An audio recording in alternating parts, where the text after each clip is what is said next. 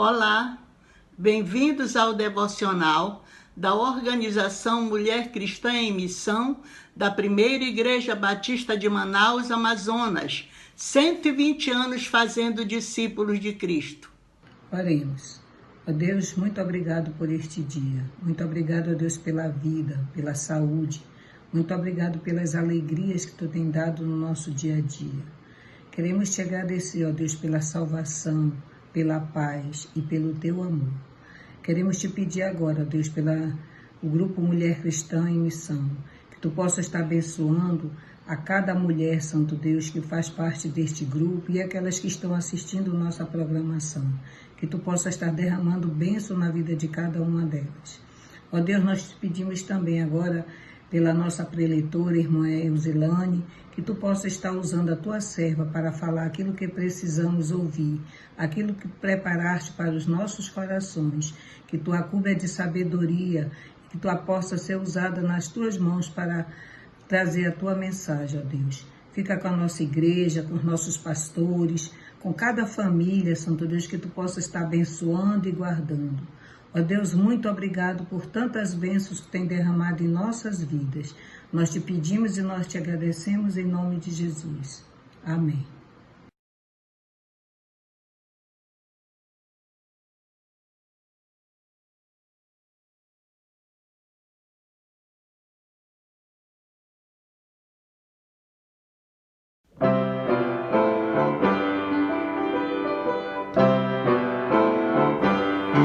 Peregrinando, vou pelos montes e pelos vales, sempre na luz.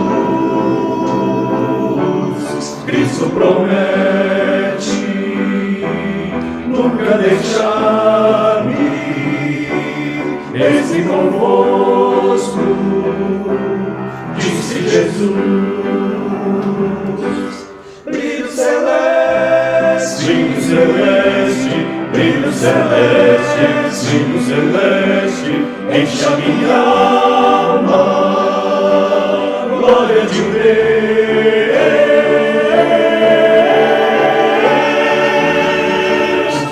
com aleluias, sigo cantando, canto louvores, indo para os céus.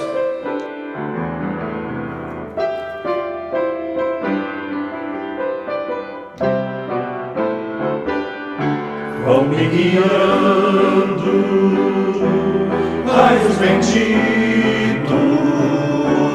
que me conduzem para a mansão, mais e mais perto, Mestre seguindo, canto os louvores da salvação. Brilho celeste, brilho celeste, brilho celeste, brilho celeste, enche a minha alma, glória de Deus,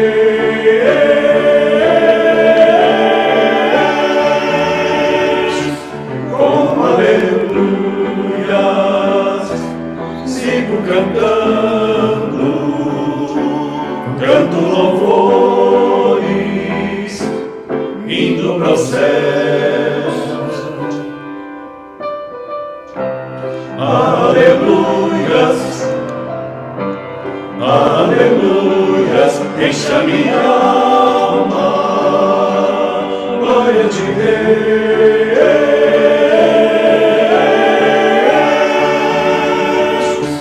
com aleluias, sigo cantando, canto louvores, indo para os céus, indo para os céus, indo para os céus.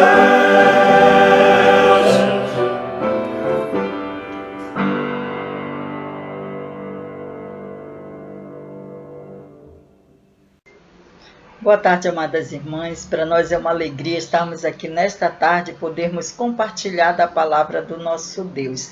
A nossa meditação de hoje é orações tolas da Bíblia. Nós queremos examinar, à luz da palavra de Deus, algumas orações que foram feitas em tempos diferentes, por pessoas diferentes, mas orações bem parecidas e que nós podemos chamar de tolas, dada a insensatez das palavras contidas nelas. Primeiramente, o grande líder Moisés. Moisés era um líder que tinha uma missão, a missão de tirar do Egito o povo israelita e conduzir até a terra prometida. Mas isso não era uma missão fácil, nem para Moisés, nem para nenhum líder, queridos. Porque os israelitas eram um povo murmurador, era um povo de constantes rebeliões, era um povo que se voltava de vez em quando à idolatria. E isso era muito difícil para Moisés. E agora esse povo estava reclamando, estava murmurando, estava dizendo: Moisés, dá-nos carne para comer. Moisés, nós queremos peixe. Moisés, nós queremos verdura. Moisés, nós queremos fruta. E isso estava angustiando Moisés. E Moisés foi até a presença de Deus desabafar com Deus, de tal forma que a gente pode ver no tom emocional da palavra de Moisés, quando ele fala com Deus. Suas palavras estão carregadas de intensa emoção, pois ele se encontra em situação de angústia.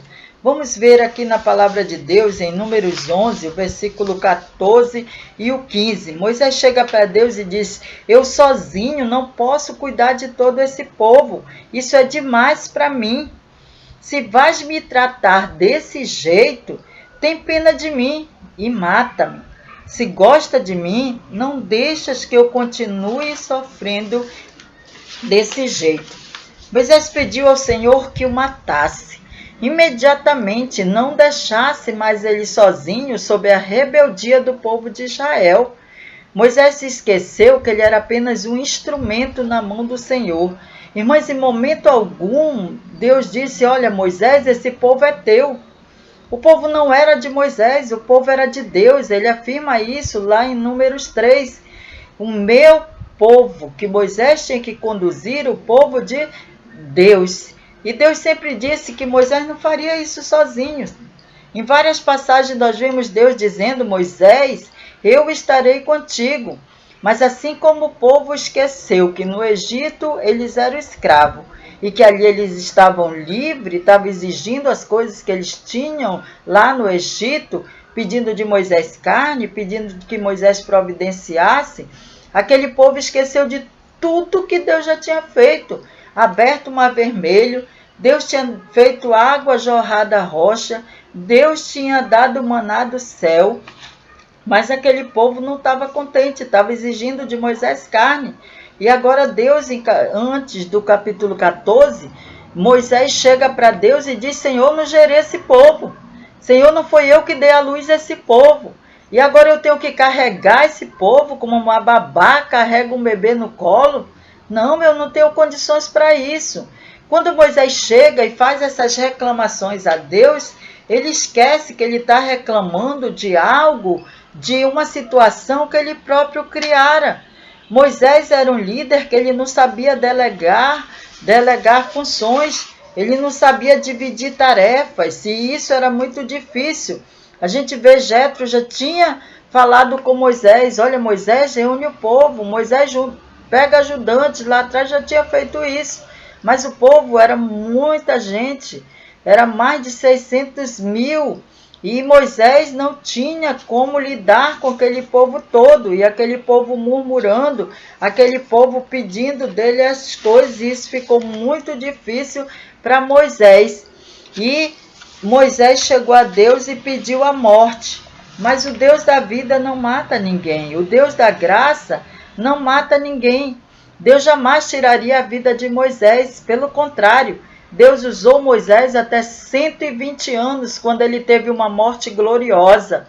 E Deus não nos impede, queridos, de chegarmos até eles quando estivermos sofrendo, de chegarmos até Deus quando estivermos angustiado, de chegarmos até Deus quando estivermos com problemas, passando por tribulações. Nós podemos chegar até Deus e conversar com Deus sobre o nosso problema, sobre a nossa tribulação, sobre a nossa angústia, sobre aquilo que está nos angustiando. Nós podemos chegar na presença de Deus, mas isso não nos dá o direito de fazermos orações tolas, como Moisés fez.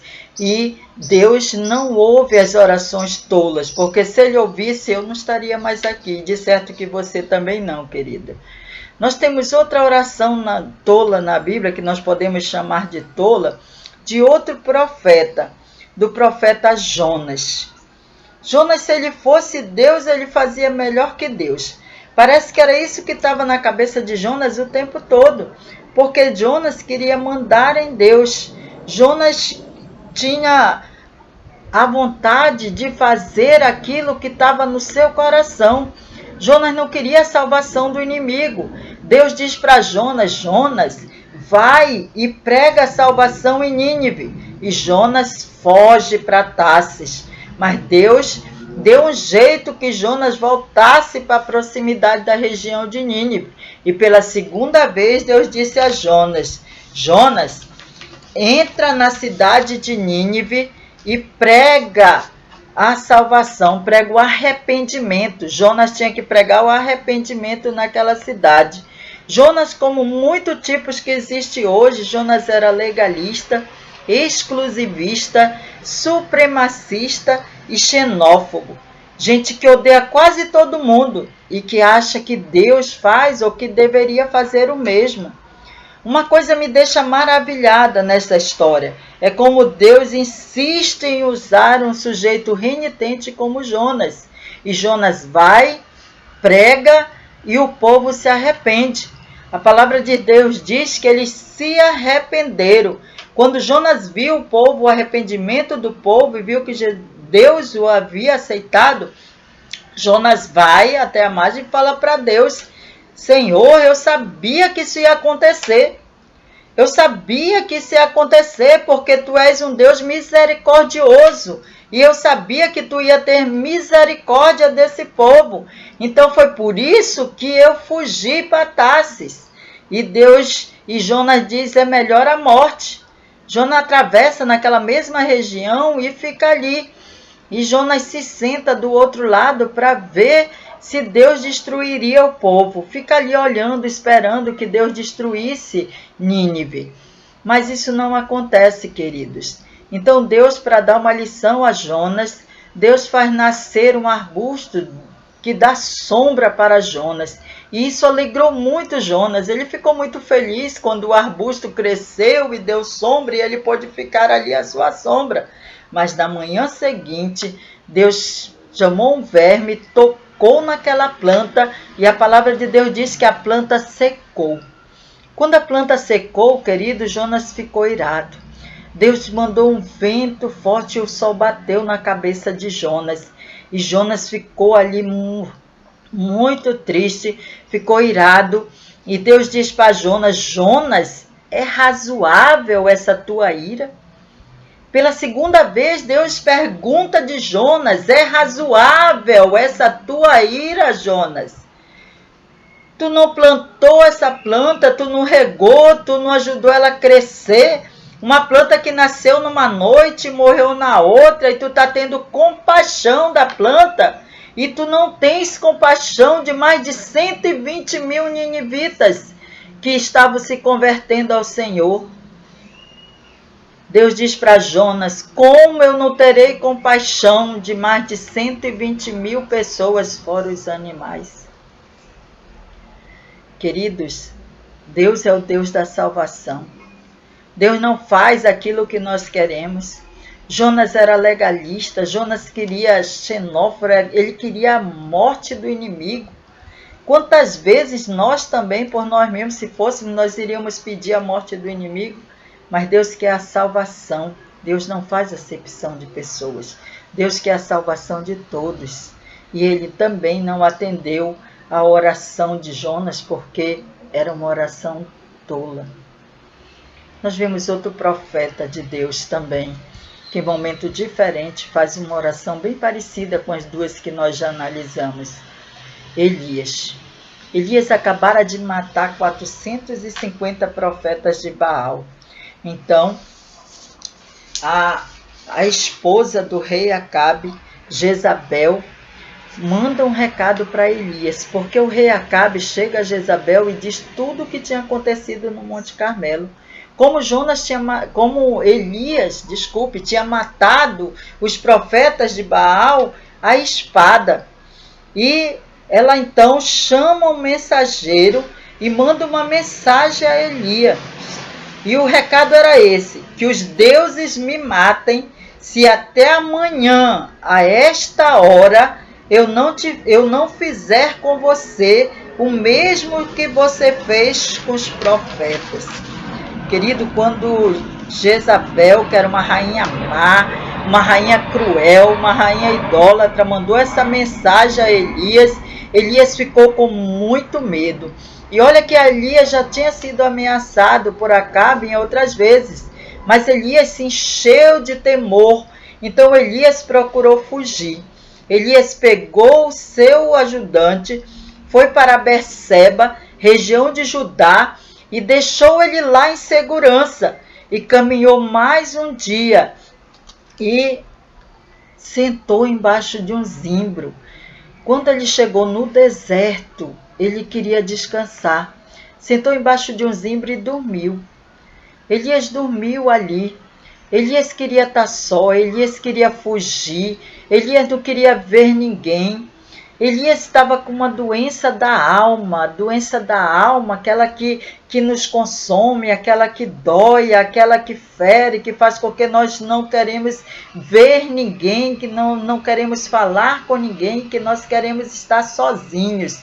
E Elias foi para o deserto para ficar sozinho, mas ele ali sozinho ele não estava, porque o anjo do Senhor estava ali. E o anjo do Senhor chamou Elias, tocou nele. E quando Elias olhou e viu o anjo do Senhor, o anjo disse: Elias, levanta e come. E quando Elias olhou, ele viu pão assado e uma jarra de água. Queridas, ele comeu e bebeu e depois voltou a dormir. Mais uma vez o anjo do Senhor chamou Elias e disse: Elias, levanta, come e te fortalece. Olha a palavra do anjo. Quando nós queremos fugir da presença de Deus, quando nós queremos fugir da presença do inimigo, quando nós queremos fugir das pessoas, quando nós queremos fugir de nós mesmos, do nosso eu, da nossa angústia, do nosso sofrimento, não adianta você ir para o deserto, porque o Senhor manda anjos, o Senhor está contigo. Deus não nos abandona, e Deus não havia abandonado Elias. O anjo disse para Elias: come e te fortalece, porque o caminho é longo. Queridos, Deus não nos abandona. O Salmo de Davi, 139, Davi fala para Deus: como eu fugirei da tua face? Como eu fugirei do teu espírito? Se eu subir ao céu, lá tu estás. Se eu descer no mais profundo abismo, se eu descer no Seol, se eu descer na sepultura, lá também tu estás. Queridos, não tem para onde nós fugirmos da presença do nosso Deus, porque Ele está conosco. Nós somos servos de Deus e Deus sempre vai estar conosco. Você pode estar passando por tribulação, você pode estar passando por angústia, por sofrimento, mas saiba que Deus, Ele está com você. E o anjo disse uma coisa muito importante para Elias, que ele tinha que comer para se fortalecer. E a comida que o anjo deu fortaleceu Elias. E Elias caminhou 40 dias e 40 noites até chegar ao Monte Horebe. Elias chegou no Monte Horebe e ele teve uma recaída. Entrou dentro de uma caverna para se esconder. E ali dentro daquela caverna, Elias ouviu a voz do Senhor que disse: Elias, que fazes aqui, Elias? O que tu faz aqui? E Elias então respondeu: ó Senhor Deus Todo-Poderoso, eu sempre tenho servido a ti e só a ti, mas o povo de Israel quebrou a tua aliança, derrubou os teus altares e matou todos os teus profetas, e eu sou o único que sobrou, e eles estão querendo me matar. E Elias passou a noite ali naquela caverna, e pela segunda vez Deus falou: que fazes aqui, Elias? Elias não saiu da caverna. Deus disse: Elias, sai da caverna e vai para o monte. Mas Elias não saiu. Então Deus mandou um vento forte. Depois Deus mandou um terremoto. E a palavra de Deus diz que Deus não estava no vento. Deus não estava no terremoto. Depois do terremoto, Deus mandou um fogo. Mas Deus também não estava no fogo. E depois do fogo, Elias ouviu um vento sussurrar, calmo e suave. E Elias pegou a capa, cobriu o rosto e se escondeu. E foi para a porta da caverna. E ele ouviu Deus falando pela segunda vez: que fazes aqui, Elias? Sai dessa caverna, vai para o monte. E Deus então dá uma ordem a Elias. Deus disse para Elias, que Elias ainda tinha muito a fazer. Elias queria morrer. Elias havia pedido de Deus a morte, mas Deus diz para Elias: Elias, volta pelo caminho que tu vieste. Unge Azael como rei da Síria. Unge Jeú como rei de Israel. E unge Eliseu como profeta para ficar em teu lugar. Queridos, nós precisamos ser líderes segundo o coração de Deus. Nós precisamos saber o que nós estamos fazendo. Quem vai dar continuidade ao nosso trabalho na obra de Deus quando nós não estivermos mais aqui? A missão que Deus nos dá é construir vida na vida. Esse deve ser o nosso legado, esse deve ser o legado, e não construções grandes templos. Isso não é legado que nós possamos deixar. O que nosso legado é construir vidas, é edificar vidas, é treinar, é capacitar. Era isso que Deus estava falando para Elias. Capacita Eliseu, treina Eliseu, ele vai ser profeta no teu lugar. E Deus continuou usando o profeta Elias. Nós queremos fazer a vontade do nosso Deus. Nós queremos, Senhor, ser renovado. Nós queremos ter força. Nós queremos ouvir Deus sussurrar na nossa alma o que Ele tem para nós. Deixe Deus nessa tarde sussurrar na tua alma aquilo que Ele tem para ti, aquilo que Ele tem preparado para ti, querido. Eu não sei qual é o teu sofrimento, eu não sei qual é a tua angústia, eu não sei o que você está passando, mas Deus quer falar com você, Deus quer falar conosco a cada dia. Deus tem falado e nós precisamos fazer a vontade de Deus. Para não fazermos orações tolas como essa, nós precisamos ter o que diz Filipenses 2, do capítulo 5 em diante. O mesmo modo de pensar de Cristo Jesus, que se esvaziou, se humilhou, tornando-se obediente até a morte e morte de cruz. Por isso também Deus o exaltou sobremaneira e lhe deu o nome que está acima de todo nome, o nome de Jesus. Que o nome de Jesus seja glorificado através de nós, que nós possamos fazer orações sábias, que nem a palavra de Deus, que nem Deus ensina a fazer. Ele ensinou os seus discípulos, ele disse, olha, vocês não recebem porque vocês pedem mal, porque vocês não sabem pedir, porque vocês pedem para o seu próprio bem, para o seu próprio ego, para o seu próprio eu. Nós temos que saber que as nossas orações são o meio de nós chegarmos até Deus, mas que a nossa oração ela só é ouvida por Deus quando é para glorificá-lo. quando de alguma forma ela glorifica o nome do nosso Deus.